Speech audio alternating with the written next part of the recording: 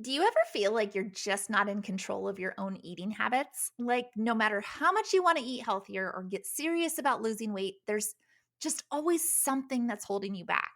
And maybe that something isn't even logical or rational, but it's something that feels so much bigger and stronger than you that it's literally impossible to resist.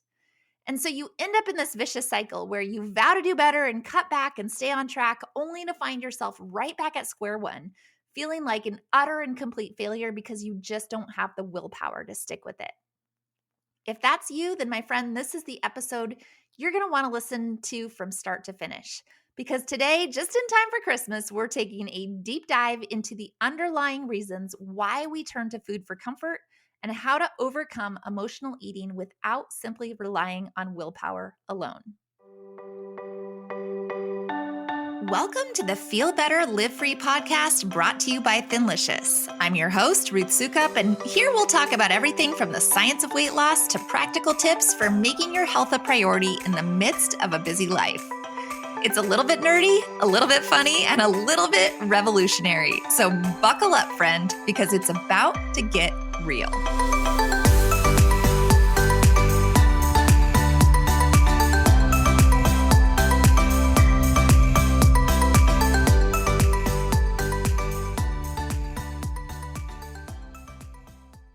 Hey there, and welcome back to the Feel Better, Live Free podcast, formerly known as the Ditch the Carbs podcast. Once again, my name is Ruth Soukup, and I am the founder of Thinlicious and the Thin Adapted System, as well as the New York Times bestselling author of 7 books. And if this is your first time listening, then you should also know that I am pretty much obsessed with one thing: helping women over 40 create freedom in their lives by transforming your health. I like to think of it as starting a health revolution. And honestly, that's really what this podcast is all about. It's about the freedom to feel your best, the freedom to not be controlled by food addictions ever again, and the freedom to confidently pursue all of your big goals and big dreams because your health and your weight are no longer holding you back. And if that gets you excited, if that's something that you need, then you're probably going to like it here. We like to call ourselves health rebels around here, and we're not afraid to question the status quo or to do it a little differently and to forge our own path. And I know that for many women, maybe even for you, one of the biggest struggles is what I like to call the head stuff, right? The mental and emotional challenges that come with changing your habits for good. Because let's be real, it is not easy, this changing your habits stuff.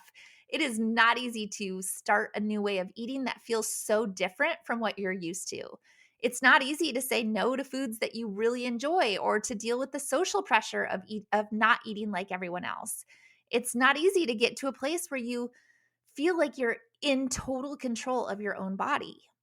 And it's not always easy to stick with either, right? When it feels like the world is conspiring against you, when your family isn't on board, or your friends are constantly making snide remarks, or when you've had a really hard day and you just want to comfort yourself with a big bowl of ice cream.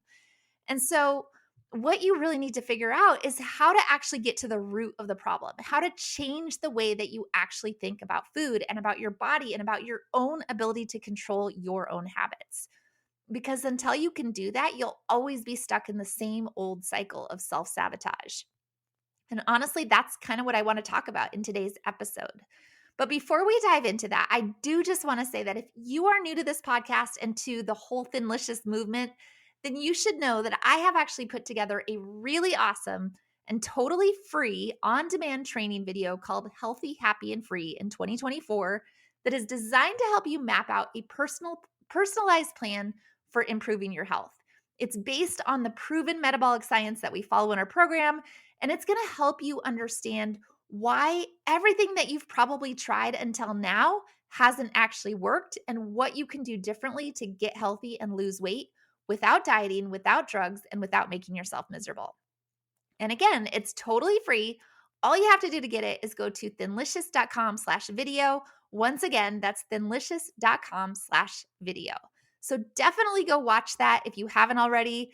Even if you have watched it, if you joined me live a few weeks ago, we had so many people asking for the replay. You can go watch it again. But I know it'll be a big help to you because, like I said, it's totally free. So basically a no-brainer. All right. So now with that out of the way, let's dive into today's topic, which is the problem of emotional eating, why it happens, and how to overcome it. Because the reality is that this is something that affects so many of us, whether we want to admit it or not, right?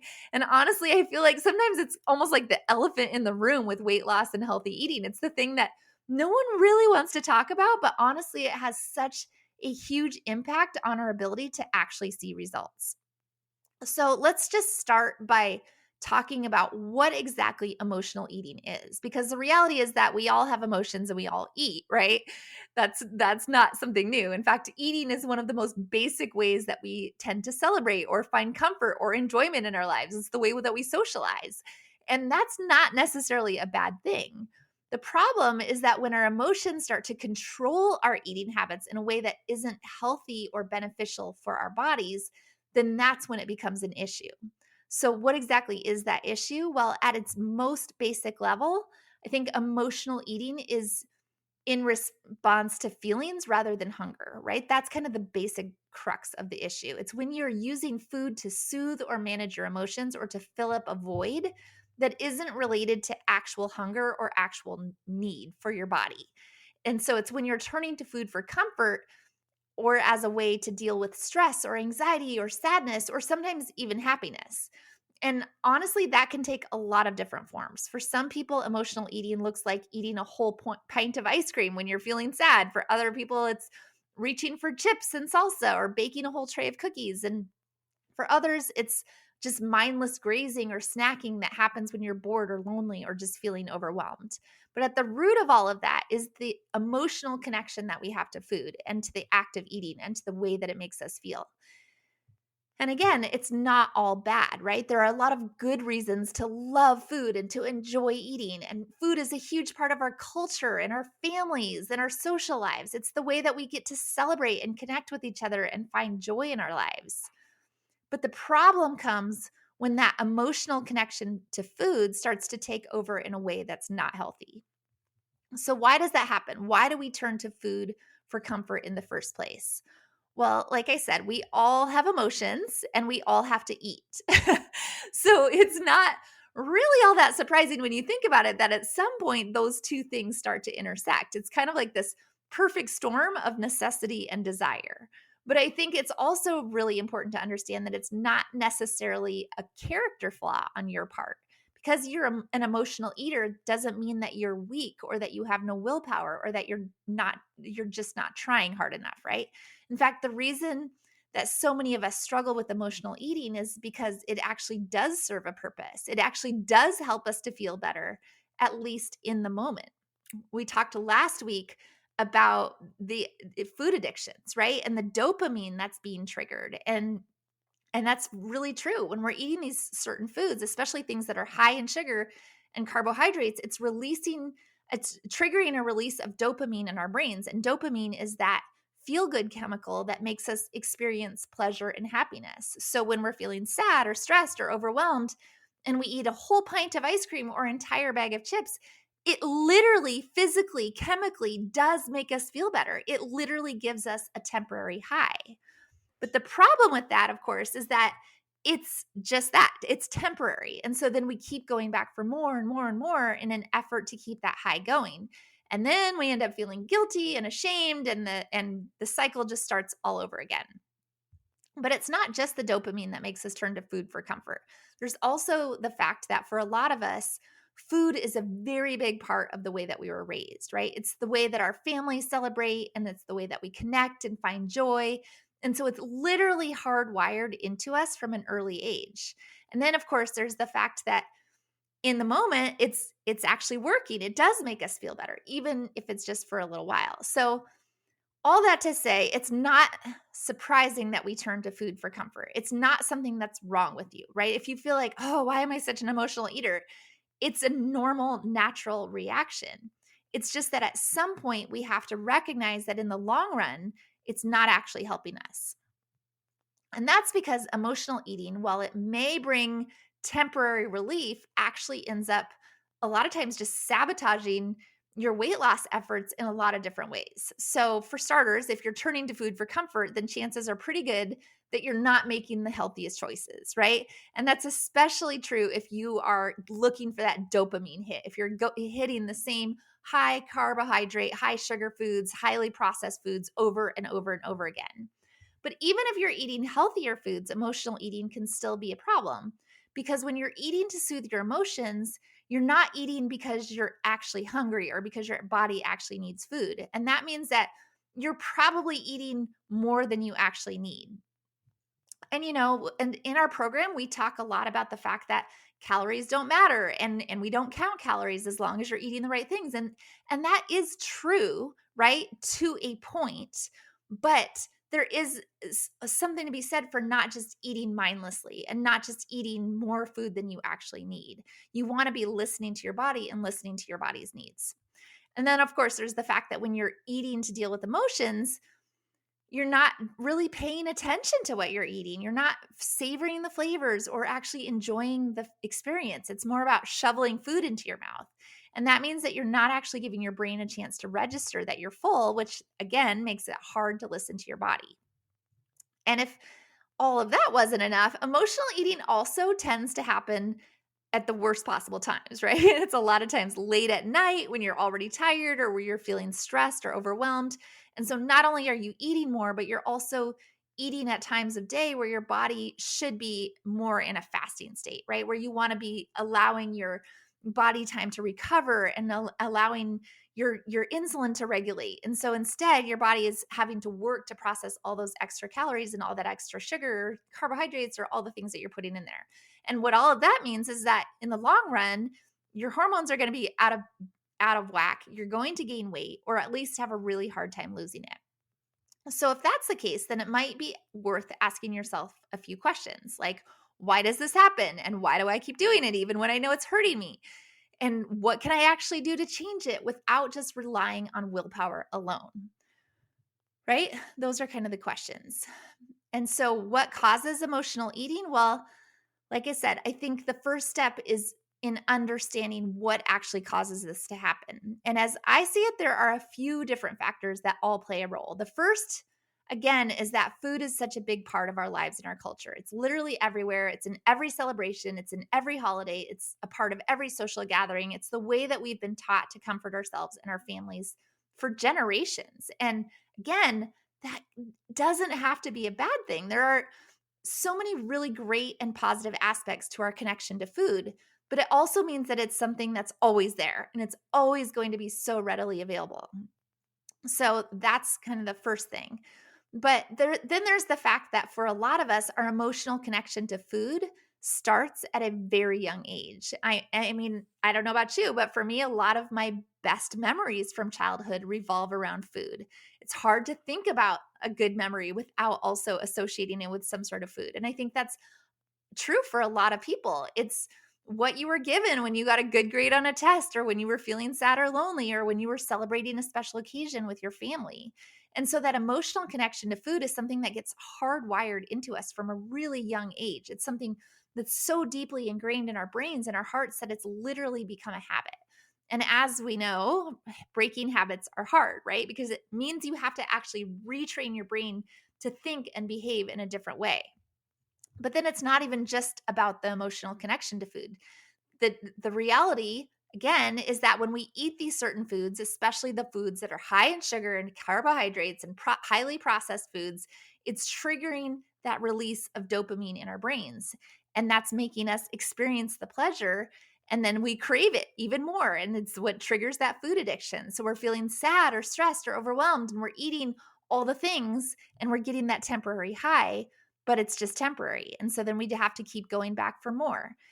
And sugar, of course, is highly addictive. It's just as addictive as cocaine or heroin. And so we're eating a lot of sugar and triggering those same cravings that addicts are experiencing.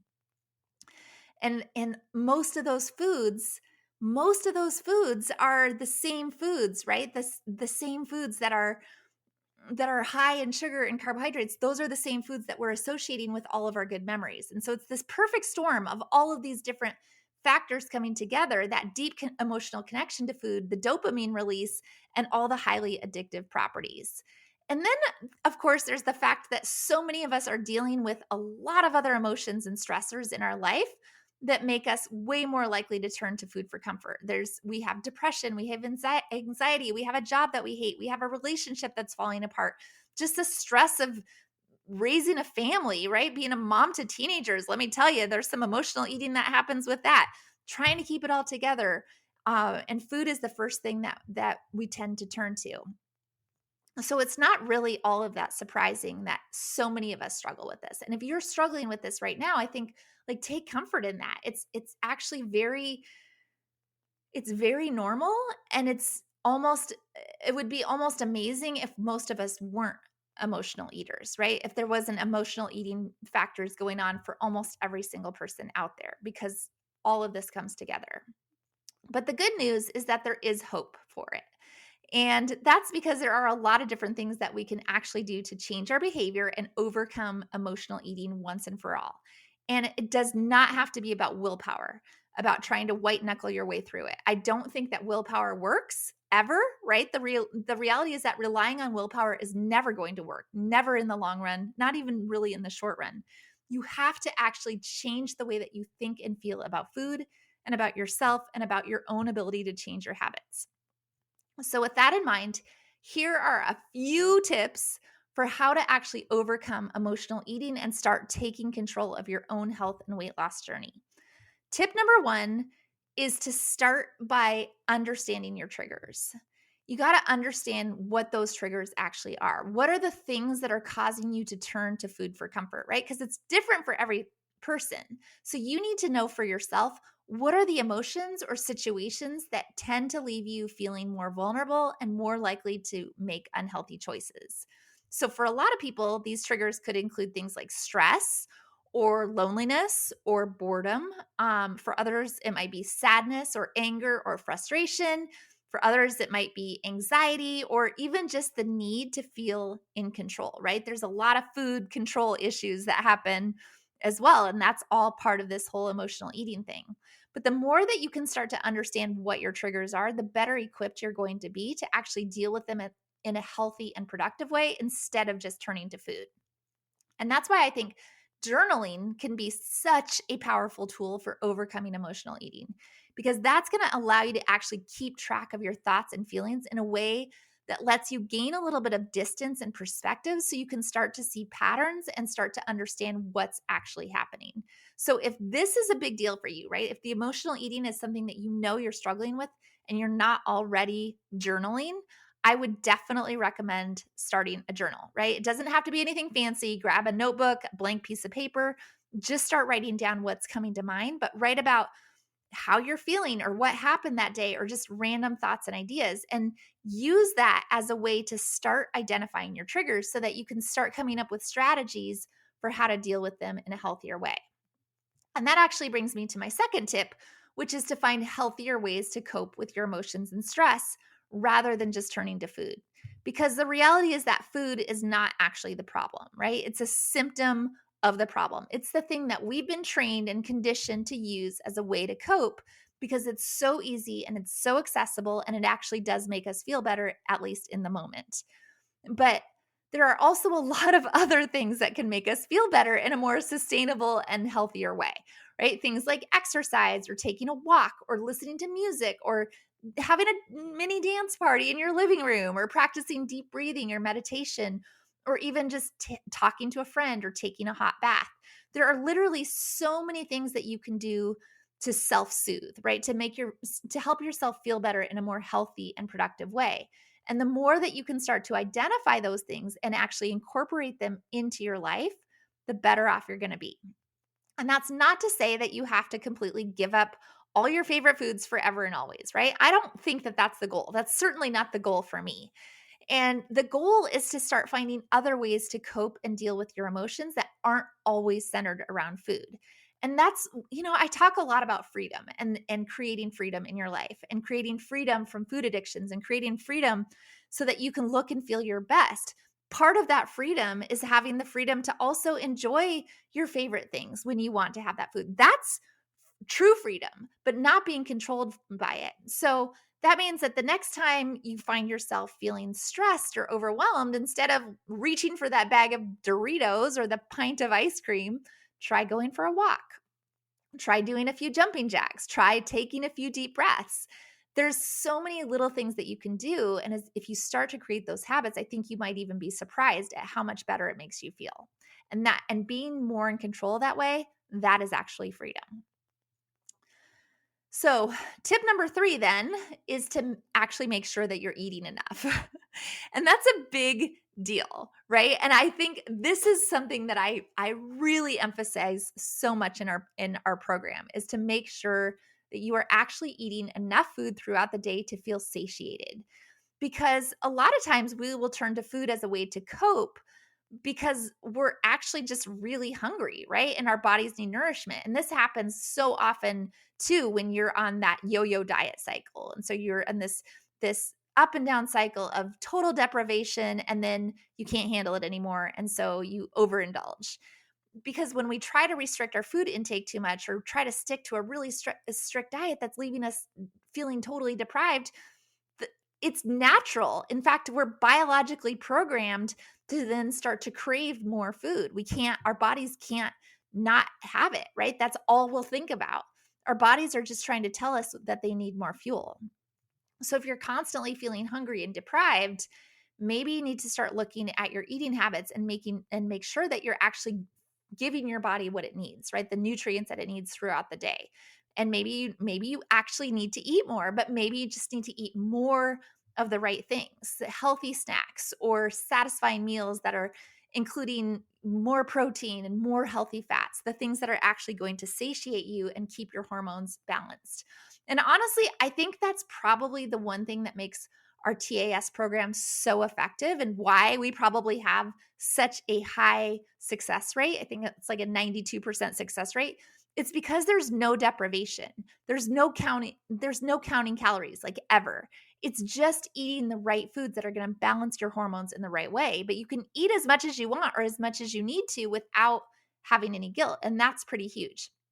So that really is something that you have to think about, right? Make sure that you're actually eating enough. Otherwise, you're always going to be prone, you're always going to be susceptible to overindulging and the emotional eating. And then last but not least, be kind to yourself. This is so huge because overcoming any sort of food issues, right? Whether it's food addiction or emotional eating or anything else, and they all kind of play on each other. It's not easy, and there's always going to be setbacks along the way, but it's always about progress and not perfection. So remind yourself of that all the time. No matter how far you've come or how many setbacks you have, remember that you are doing the best that you can, and that is all anyone can ask for. Don't expect perfection of yourself.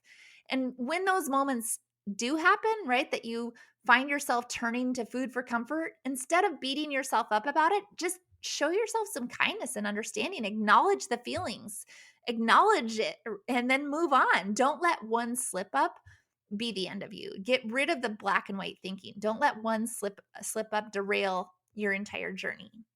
Because in the end, you're not defined by your eating habits. You're so much more than that. So keep going, keep trying, and be kind to yourself along the way, because ultimately that is how you will find success in all areas of your life, by showing yourself love and compassion even in the hardest moments. Okay, guys, I think that about brings me to the end, but the reality is that emotional eating is a very common struggle for so many people. And so remember, you're not alone, but by understanding your triggers and finding healthier ways to cope with emotions and ensuring that you're eating enough and being kind to yourself, you can start to overcome this challenge and start building a healthier relationship with food. Just know that Rome was not built in a day, right? It takes time and effort. You didn't get to where you are right now overnight. And healing your body from the inside out, fixing the problems, overcoming emotional eating, overcoming food addictions, right? None of that is going to happen overnight either. I say this all the time. Big goals never happen all at once. They are only the result of small steps taken consistently over time. But it's persistence and self-compassion that can help you make that progress towards a healthier you. So keep going and never give up. You are capable of this. You are capable of overcoming emotional eating. You are capable of reaching your health goals. I know you are. I have seen it over and over and over again, and you are capable of creating freedom in your life. So trust in your journey and trust in yourself. All right, guys, you got this. That is it for today. Thank you so much for joining me. If you found this episode helpful, if you know anybody who struggles with emotional eating and you want to pass this on, feel free to share the link. Help me start this health revolution, guys. I really do believe that we can change the world by helping women transform their health. There's nothing more important. And I'm so committed to this cause. I hope that you are too. If you are not already subscribing to this podcast, be sure to subscribe or follow on iTunes or Spotify, wherever you like to listen. And I will see you soon for our next episode.